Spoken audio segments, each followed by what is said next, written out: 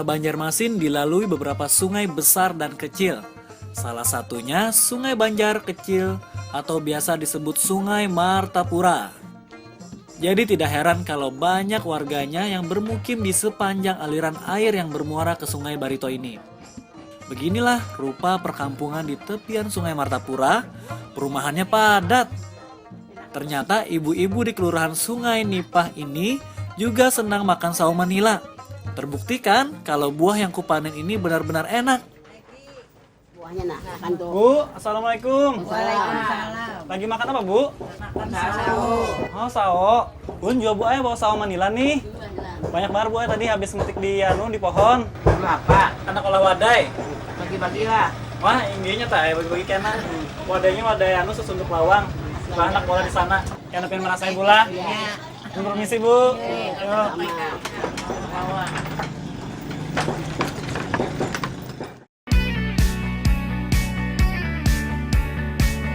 Nah, ini Ibu Asnah yang pandai mengolah buah sawo untuk dibuat menjadi kue sunduk lawang.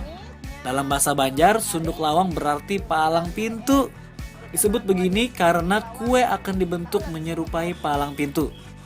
Buah sawo yang sudah matang harus dikupas terlebih dahulu. Untungnya, buah yang sudah masak ini tidak banyak getah, jadi bisa santai membuang kulitnya. Oh ya, untuk membuat kue sunduk lawang, kita membutuhkan santan kelapa sebagai penyatu adonan. Umumnya, wadai atau pangan tradisional Banjar banyak menggunakan santan sebagai pencampur adonan sekaligus pemberi rasa gurih. Tidak berlebihan memang, mengingat Indonesia adalah negara tropis yang kaya ragam jenis bumbu dan rempah yang bisa dimanfaatkan sebagai racikan, masakan, dan makanan tradisional.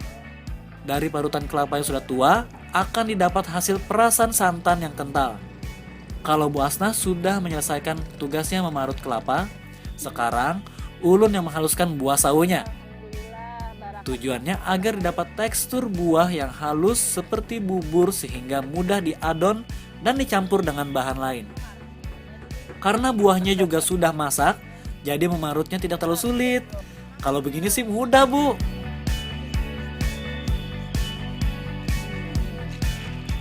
Bu, ini sudah, Bu. Diparut nah, Bu. Nah, sudah. Untung dah berataan. Kita masak dulu itu. Dimasaknya kayak apa? Masak pakai gula, Tinggi. pakai banyu sedikit. Tinggi. Dianak mana, Bu? Bakar, buat dam rinjing situ kan kan. Potong rinjing bola.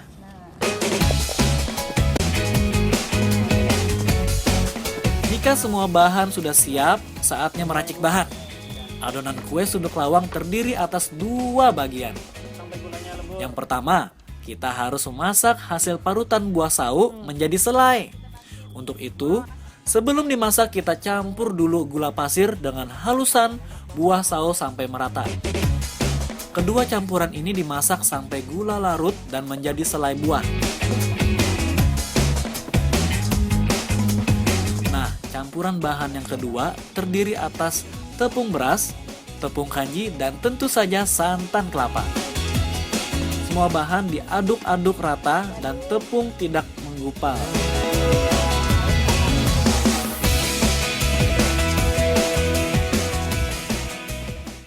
Bu, ini udah masak belum?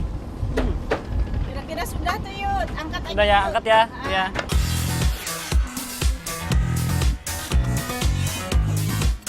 Kalau selai sudah matang, tinggal diangkat dan lanjut memasak adonan tepungnya. Pemasakan tepung dan santan ini akan menghilangkan sekitar 50% air santannya sehingga didapat bubur tepung.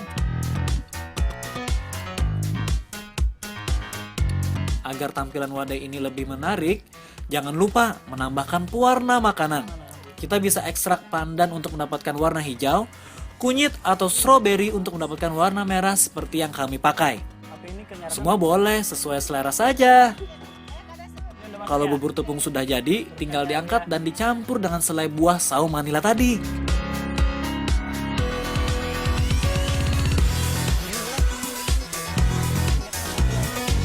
Wih, aromanya harum.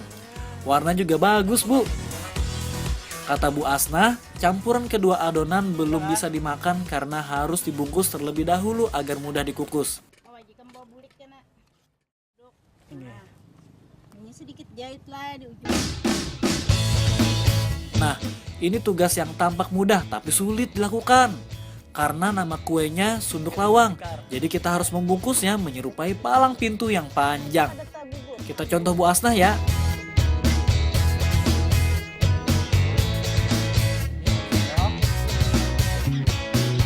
Kue tradisional ini umumnya disajikan dalam beragam kegiatan adat dan pesta kami warga suku Banjar. Jadi wajar kalau para ibu-ibu Banjar pintar membuat kue yang bercita rasa manis ini. Hahaha, maaf kalau bentuknya masih berantakan, Bu.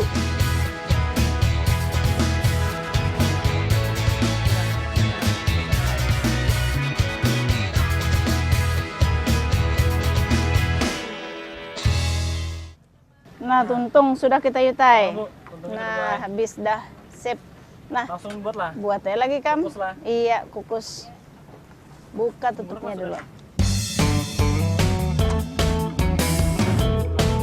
Nah, semua adonan sudah dibungkus, kita tinggal mengukusnya.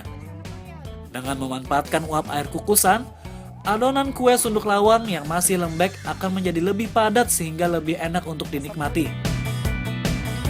Pengukusan juga akan membuat selai buah sao Manila bercampur dengan bubur tepung hingga rasanya akan semakin kuat.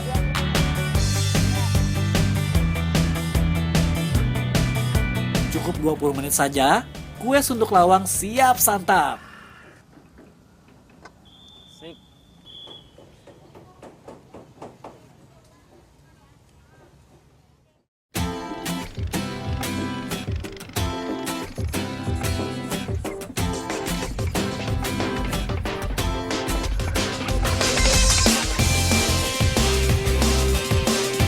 Menikmati kue yang nyaman, harum bersama para ibu di tengah Sungai Martapura ini sungguhlah nikmat. Berkumpul bersama-sama dengan sajian istimewa tentu saja menambah keakraban kami. Jadi kalau ada yang bilang makanan merupakan identitas sekaligus penyatu suku bangsa, maka ulun setuju 100%. Dari hal ini aku semakin yakin bahwa alam memang berikan banyak manfaat untuk kita semua. Salam!